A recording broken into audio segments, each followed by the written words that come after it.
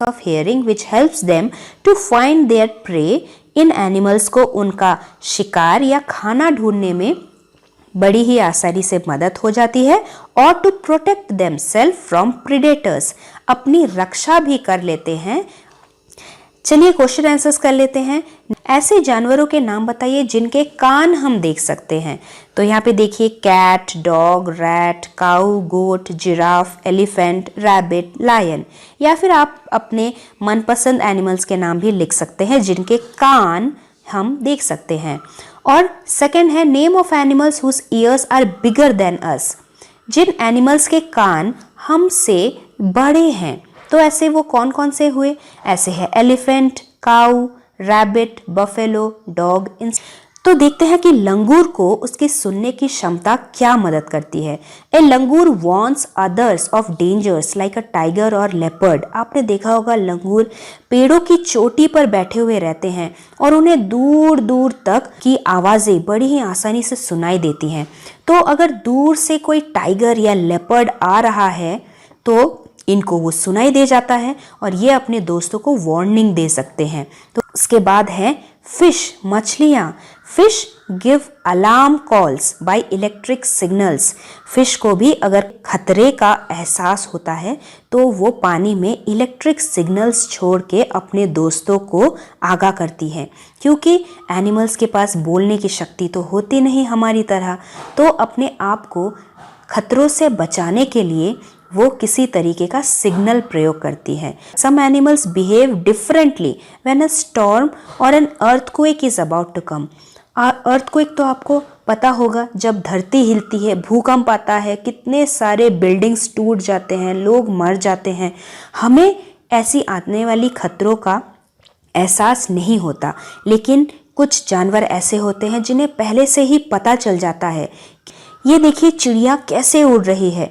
ज़्यादातर जब कोई अर्थक्वेक आने वाला होता है तो चिड़िया बहुत ही डिफरेंट बिहेव करती है। Birds also give alarm calls to warn against dangers. Next हम पढ़ेंगे सुपर सेंस ऑफ टच, महसूस करने की सुपर शक्ति को। उसके लिए आप एक एक्टिविटी कीजिए। आप एक डेस्क पे बैठिए, अपने कान को डेस्क के ऊपर रखिए और अपने हाथ से उस टेबल को बजाइए, थोड़ा टैप टैप। सुनिए तो आपको कैसा सुनाई देता है। अच्छा, अब सर सीधा कर लीजिए और फिर से डेस्क को टैप टैप करने की कोशिश कीजिए। आपको दोनों आवाज़ में फ़र्क नज़र आया होगा ना? जब आपने अपना कान डेस्क पे रखा होगा तो आपको आवाज़ के साथ कुछ तरंगे भी महसूस हुई होगी, थोड़ा वाइब्रेशन महसूस हुआ होगा।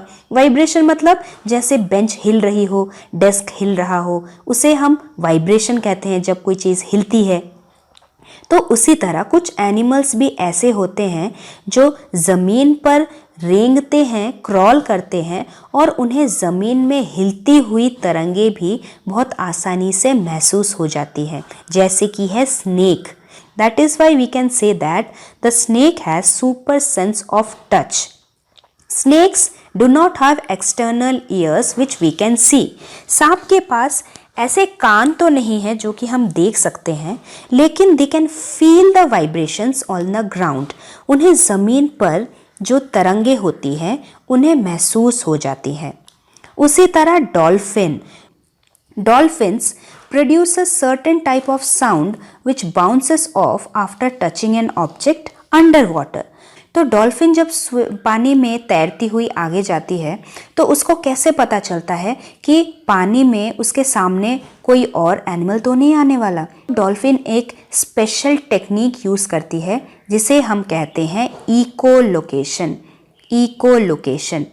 और वो क्या होता है, चलिए पढ़ते हैं।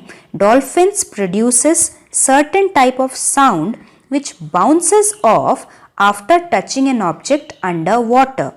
पानी के नीचे डॉल्फिन जब जाती है तो एक स्पेशल तरीके का साउंड बनाती हुई जाती है और वो उसकी स्पेशलिटी ये है कि वो साउंड सामने की पड़ी हुई चीज़ों को छू कर वापस आ जाती है।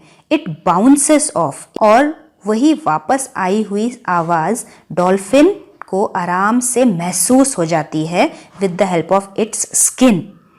जैसे कि आपने देखा सांप अपने स्किन में महसूस कर सकता है कि अरे ज़मीन में कोई और चल रहा है, वैसे ही ये डॉल्फिन भी आवाज़ों को अपने स्किन के ज़रिए महसूस कर सकती है, वाइब्रेशन को महसूस कर सकती है।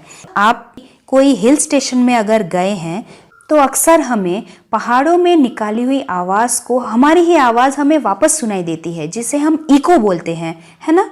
तो वैसे ही ये डॉल्फिन जो साउंड प्रोड्यूस करती है और वही साउंड जब किसी चीज़ से टकराकर वापस आ जाती है तो इसी चीज़ को हम कहते हैं इको लोकेशन।